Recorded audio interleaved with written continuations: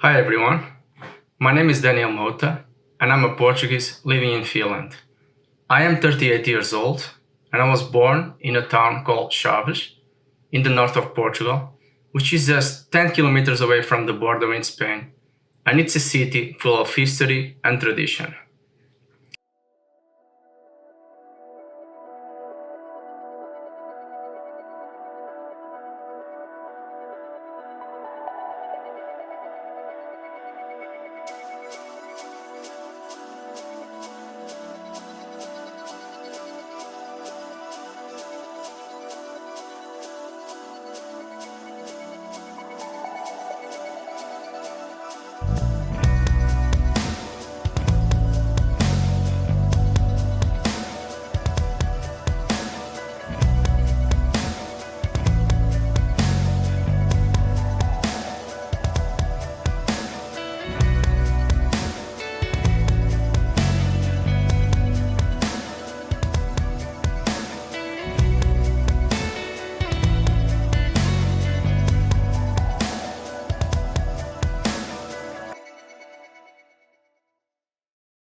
Because I lived so close to Spain for many years, Spanish is one of the languages that I can speak besides Portuguese and English.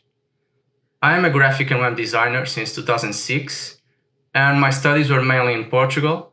I first studied civil engineering and later communication design in the University of Porto.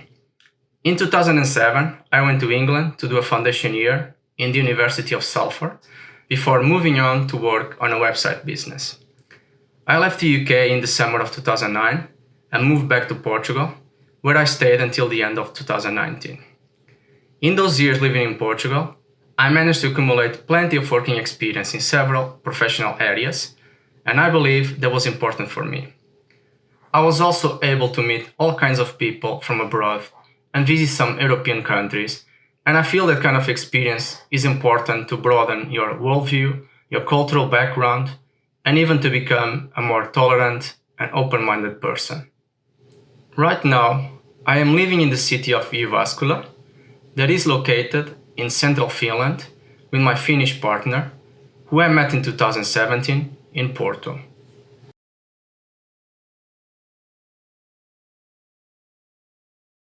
Portugal is the oldest country in Europe, with a very rich history, culture, and traditions. I can safely say that Portuguese people are some of the most friendly and helpful you can find. So, if you're considering visiting or even moving to the country, you'll always be welcome wherever you go, and it's not a surprise that Portugal has been selected many times as the best European destination in the last years. Portugal is one of the countries in Europe with the biggest number of sunny days in a year, so if you enjoy nice weather, you'll definitely like it there.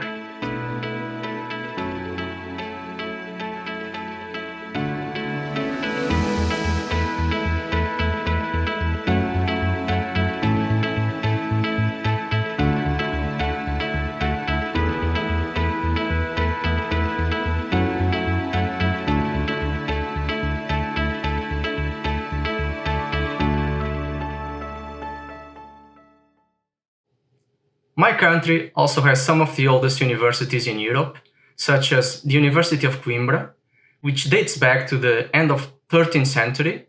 And so, if you are planning on doing some Erasmus studies abroad, the main Portuguese universities will definitely be an excellent choice. And even my Finnish partner has done an Erasmus year in Porto back in 2015, and she really enjoyed it. If you visit the country, you'll be able to enjoy very good traditional food and high-quality alcoholic beverages, such as wine, beer, liquors, which you can usually buy at very reasonable prices in supermarkets. And that is definitely a big plus when you compare to what happens, for example, in the northern countries of Europe. The nightlife is also very good, and if you're a student in Portugal, you'll enjoy very much going out, because in most places you can still drink and party without paying so much. In Porto, a city where I studied and lived for many years, you have the famous Galerias, a place where people usually gather in the streets and near the bars having fun and drinking, at least before COVID-19. So that brings in a lot of foreigners and tourists during the year, especially in the summer and when there are local festivities such as São João, which is a midsummer traditional party.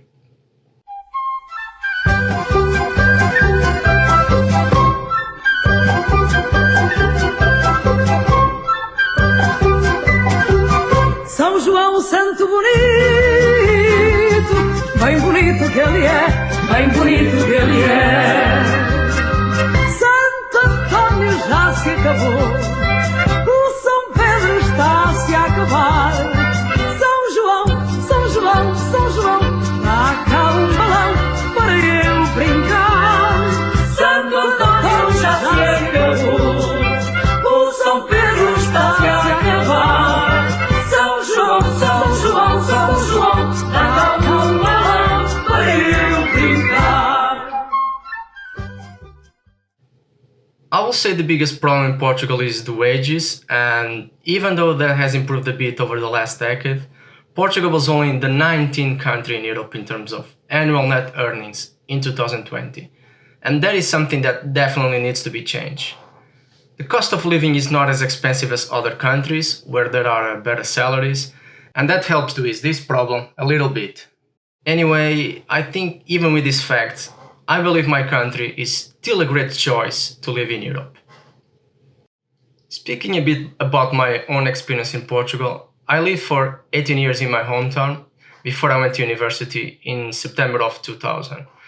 While growing up, I always felt like more than just a Portuguese citizen, and in my mind was always the idea of living abroad and experiencing other cultures and countries, since I thought of myself as a citizen of the world, and that feeling has become even stronger as the years have passed. I honestly believe that if we want to have a better Europe and a better world, everyone should put aside any kind of extreme nationalist beliefs, as those are detrimental to change, but sadly, that is still a reality you have to face nowadays, and a considerable obstacle to progress. I have a connection to arts as far as I can remember, and started drawing from an early age, and even managed to win drawing contests when I was in secondary school. I have also a deep connection to music, and was a student in an academy for 4 years in my early teenage years. And that background led me to create a music project with my brother over 10 years ago. Those things were crucial to develop my artistic side and to shape me as the person I am today.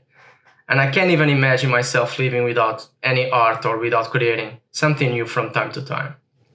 That is also the reason why I wanted to be a graphic designer, and I think it was the best choice for my skills and personality, despite the fact that I wanted to be an architect in my early teenage years. But I later realized it was not my call.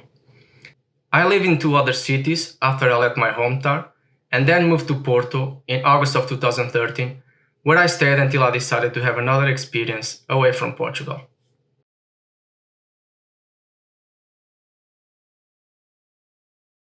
My first experience abroad happened in September of 2007, when I found an opportunity to study in England, and after I got recruited by a study agency, I moved to Salford, which is a city right next to Manchester. So, before moving to Salford, it was recommended to me that I did a foundation year before starting a degree. And so, my choice for that year was computer science. At that time, it was easy for me to go to the UK because I thought I had almost nothing to lose. And I was definitely looking for a change in my life, so it felt like the right opportunity for me. The first 2 weeks were probably the most difficult ones because even though I had a good level of English, I never had to speak it on a daily basis before, so it was quite a challenge for me. But luckily I had the help and support of other Portuguese students in there and an older cousin of mine who went there at the same time. After that initial time to adapt to a different country and culture, I started to get more at ease and I managed to know a lot of new people and make some new friends. There were a few things that took me a bit to adjust, like getting used to the different sides of the road and the different currency. Also, another unexpected thing for me in there was seeing animals in public spaces that are not so common to see in Portugal, such as foxes and squirrels, which was kind of funny at times, but mostly a proof that it's possible to preserve nature and its species within the context of a city. Studying in the University of Salford was a very interesting and positive experience, and a part of me wanted to finish a degree in there, but something else showed up that made me move away from it. So, near the summer of 2008, I decided to go back to Portugal for a few months, and even though I had in mind starting a digital media course in the fall, I got approached about a new website business opportunity that consisted in the creation of web portals about price comparison, which will be created for several countries. That led me back to England later that year, and I worked on that until August of 2009, when I had to return my country because unfortunately the business didn't succeed, but I still felt it was a very important experience for me in many senses that helped me to grow a lot, and it changed my perspective about many things in life. After spending 10 more years living in Portugal, I chose to live abroad again in the end of December of 2019, mainly because my partner got a job in Malta the month before, and I wanted to be with her and also to find job opportunities for myself, since I felt that my career was kind of stuck in the company I was at the time. My idea about Malta was that it was a really beautiful island filled with opportunities, so it felt it was a good choice to start a new life abroad. At the beginning, I had really high hopes about this new experience abroad, but things didn't go as planned, and around February, as the COVID-19 crisis started to affect the lives of many Europeans, we also started to feel it in Malta, and it definitely changed everything for the worse. Despite having good opportunities in there and dozens of interviews in just a few months, I couldn't find the right job for me, and in April of 2020, my partner lost her job because her company had to let go of some people. So we decided to move to Finland in just a matter of a few days, since she still had an apartment in there, and we felt it was the best move after everything that we have been through. Obviously, this situation caused a lot of stress and worry for me and my partner, and it was a very uncertain time for us. And we didn't even know we could fly to Finland until we got to the airport in Malta, which was kind of crazy and surreal. But we eventually managed to fly to Frankfurt, and then we got a connection flight to Helsinki the day after, and that was a huge relief.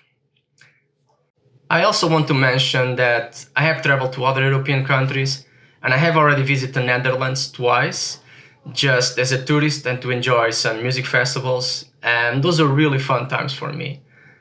I've also been in Spain many times, and I have visited the south of France, but I have plans to visit many more countries in the next years, because I love to travel and to know other cultures.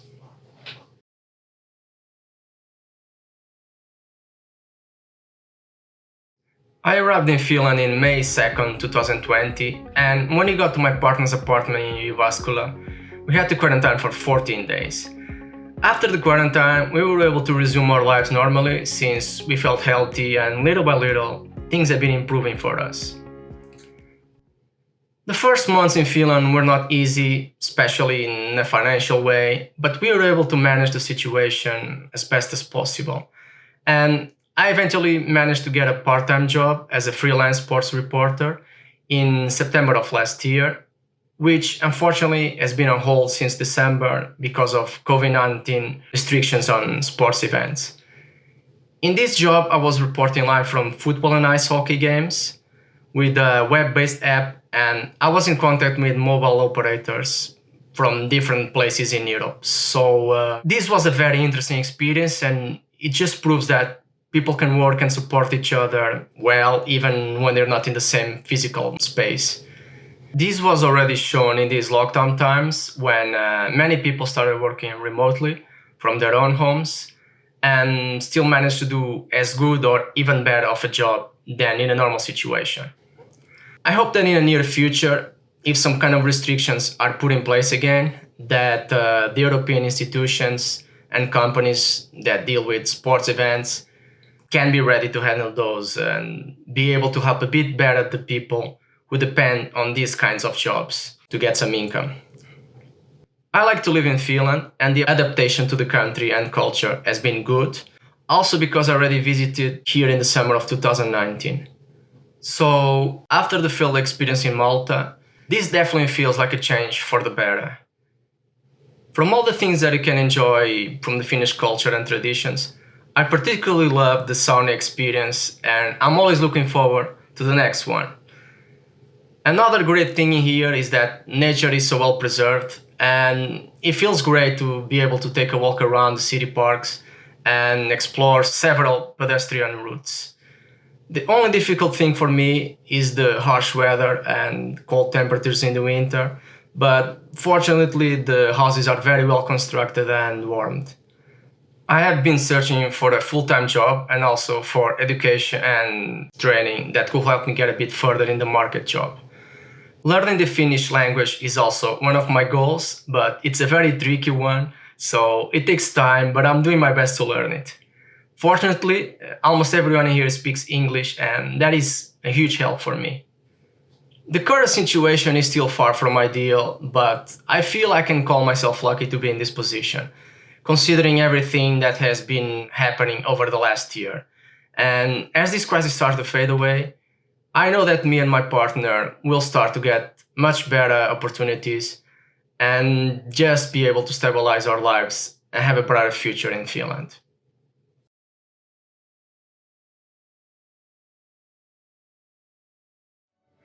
Portugal officially joined the European Economic Community in January 1st, 1986, but the treaty was signed a few months before, in June of 1985, when I was only 3 years old, which means I grew up in a country that was already building a strong European identity compared to other countries who joined the EU later.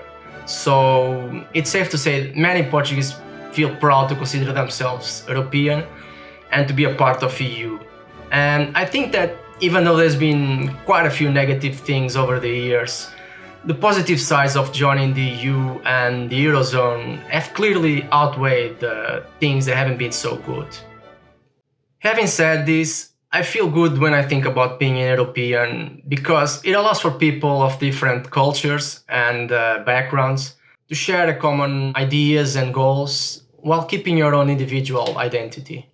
Even with all the challenges and obstacles we are facing nowadays, the European project is still important and relevant, and I believe it has the power to set a good example for the rest of the world on how to use cooperation and resilience to solve problems together.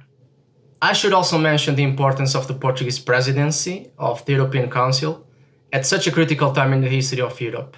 And having seen all the goals that have been set by this presidency, I hope it can be the beginning of a new era for the EU and for the people of Europe, because after a very complicated year, we definitely need to turn things around and to move forward as one.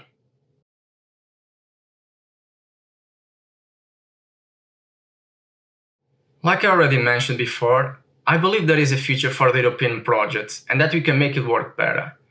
But for that to happen, we need to be completely honest and transparent so we can address the real issues we have to overcome, such as the increasing unemployment, economic inequality, the rise of extreme nationalist movements, corruption, changes in climate, etc. Something I noticed when I was living in Malta was the excessive pollution and accumulation of trash in the streets, because there is a poor planning of the cities and very little respect for nature. So there are almost no parks or trees in the big cities, which seemed a bit unbelievable at first, but considering the country has most of its economy around tourism, there is a very big demand to construct as much buildings as possible to maximize the space available. So the streets in the biggest cities are quite narrow and tight, which is against every principle of environmental sustainability. And I feel that those kinds of things should not be a part of the future of Europe because, in my honest opinion, there should be more to life than just profit. And the well-being of people should always be the focus of every developed society. And the truth is, nature will continue to exist without humans. But the human race won't survive without nature, so we better start having a more symbiotic approach in the way we do things. Getting back to the issues I mentioned before, if there's one thing that the recent COVID-19 crisis has shown, is that we are not yet prepared to tackle all the problems the pandemic will cause in our society, especially in terms of the management of healthcare facilities and resources, and also in the response to the loss of jobs and income caused by lockdowns. I feel the solutions to these problems already exist, but we need to have the courage and the determination to face what is ahead of us and how we can really mitigate all the side effects of fighting a widespread disease. One of the solutions, at least in terms of guaranteeing a safety net, is a universal basic income for all European citizens, which means that no one will be left behind and people could feel much more secure in every sense, financially, psychologically, and even professionally. There is actually a European initiative about this going on at the moment, which requires 1 million signatures, and you can check it out in this link. So, in short, this will guarantee that every adult person living in an EU country will be entitled to a basic income, regardless of its job and life situation, making it unconditional. The COVID-19 pandemic upended life as we know it, plunging many Europeans into crisis and uncertainty, for the present as well as the future. But with societies under strain, people of all ages learned in 2020 that solidarity and social support were more important than ever. We also saw a new kind of response from European governments. In many places, support schemes were simplified, improved and broadened. Unfortunately, many were still left behind, and help for others arrived far too late. As we look towards rebuilding our societies, one idea gaining attention is the European basic income. It could not only benefit people, but even the European Union itself. How? First, it would be a redistributive and anti-poverty measure, allowing all residents to benefit from the collective wealth generated by European integration, without administrative obstacles and limited coverage, without the risk of social stigma linked to conditional incomes. Secondly, UBI would significantly reduce some of the economic pressures for internal migration within the European Union. Reducing brain drain and social dumping, it could be a great tool to fight the depopulation currently suffered by many European regions. Third, it would be a solidarity mechanism between member states, reducing economic and social imbalances to bring greater stability to our currency and region as a whole. Finally, such a shared and tangible benefit could increase the support for the European project, strengthening people's sense of shared values and belonging, and showing clearly what the EU can do for you.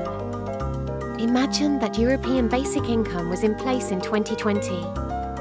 It's sure that many people would have been able to face the shock. So, if we are going to create a more united Europe, we definitely need to have a more global view of all the problems. And we all know it's a huge challenge to integrate so many diverse cultures and mentalities in one unified whole like the EU wants to be.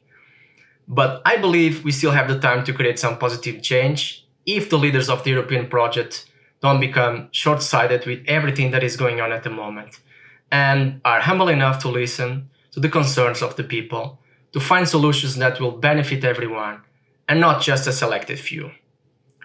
I would also like to mention that, fortunately, throughout the last year, there's also been positive things that show it's possible to achieve a better Europe. And, for example, the fact that many companies and institutions have put their work, time, and resources in solving this crisis in the fastest way possible really proves that when we all work together with a common goal ahead, great things can be accomplished.